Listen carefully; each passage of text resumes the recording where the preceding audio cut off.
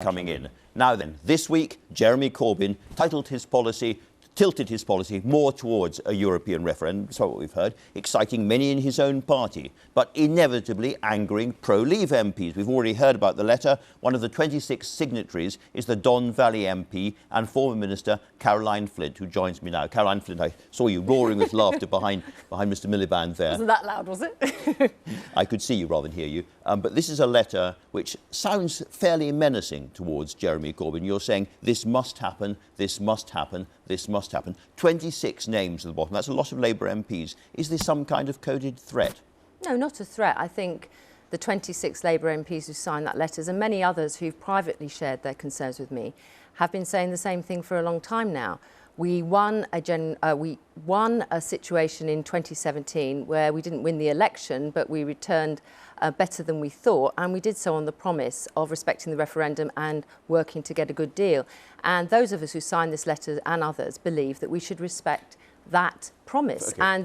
And that is what has been Labour Party policy, and that is what is meant to have guided us through Parliament. For those people watching who haven't read the letter yet, here is a relevant extract, the crucial extract. Brexit must happen, you say. The UK must leave and do so without further undue delay. A commitment to a second referendum would be toxic to our bedrock Labour voters. Now, correct.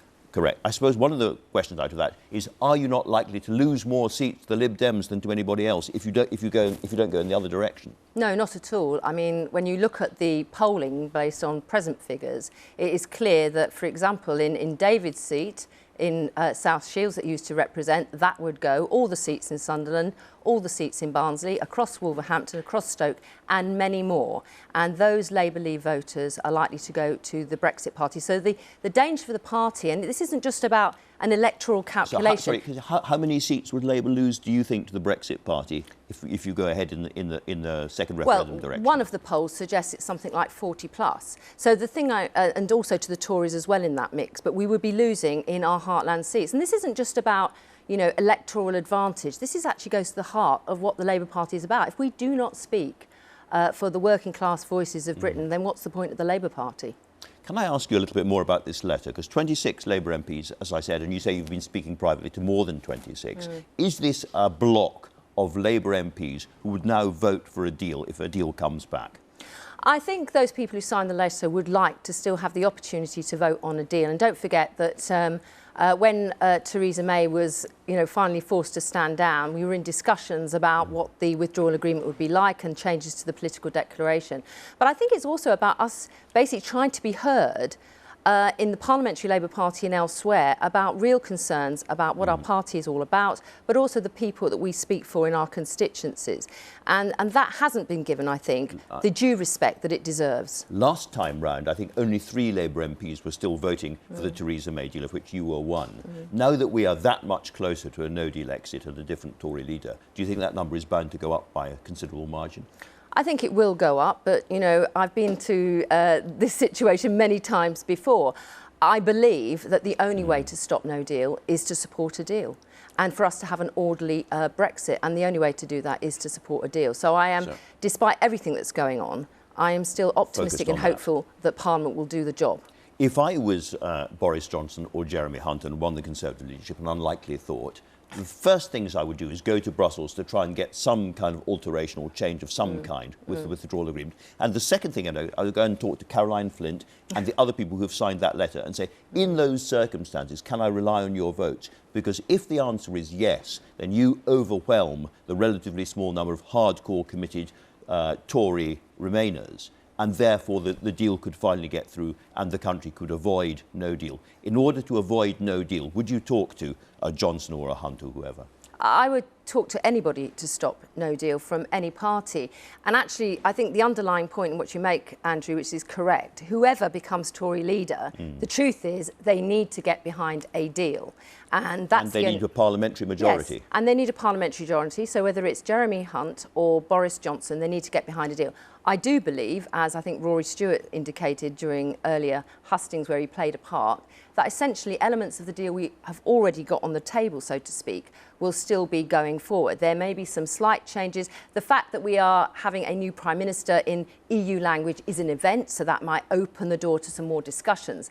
But I think we are at a stage now that we really need to consider the health of the nation. I think the health of the nation needs us to agree a deal and move on. So the next Prime Minister going to Brussels and thinking about trying to get a deal can, as it were, bank or at least hope for up to 26 Labour MPs in the voting lobbies when push comes to shove. Well, I don't think anybody should bank on anything in Sure. this game that we are playing, and it is being treated by some quarters as a game which isn't helpful.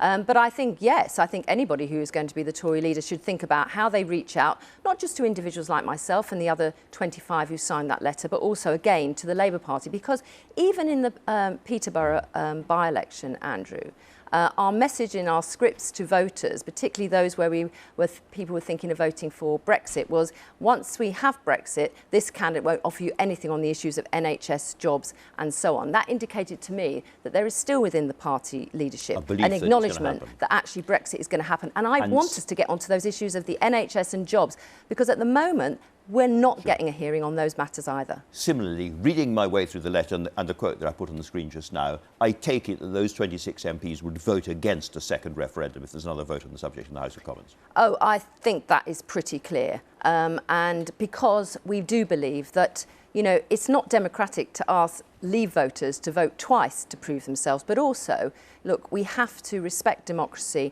I think we have to bring the country together. I think out there, outside of the buzz of Westminster and outside the media, there are both Leave and Remain voters who want to see progress being made. And let's get to the second stage where some of the real deals and the real negotiations will have to take place. So this is a really big political moment, actually, because what this suggests is that it's much less likely that we have another referendum, and it is likelier that we have an agreement of some kind before we leave the EU. I very much hope, Andrew, that is the outcome. I believe Parliament has not served the people in the way it's gone about this business over the last 1,000 days. And there have always been, as I've said, hardline Brexiteers and Remainers for whom no deal was ever going to be good enough. And you would vote with Boris Johnson and against Jeremy Corbyn to make that happen?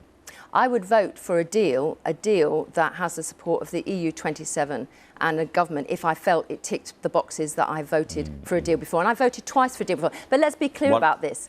Boris Johnson has also been in the chamber voting with Jeremy Corbyn, as has Jacob Rees-Mogg, when I haven't been. So we've all been in a situation where we've been in the lobbies with Boris. The question is, why are we in the lobbies? What are we voting for? And I'm voting to leave with an orderly Brexit. Absolutely fair point. One last question. If, right up against the end of the process, and despite everything you hope, there isn't a deal, do you vote for, do you go with no deal, a no-deal exit, or no Brexit? I won't be voting to revoke Article 50.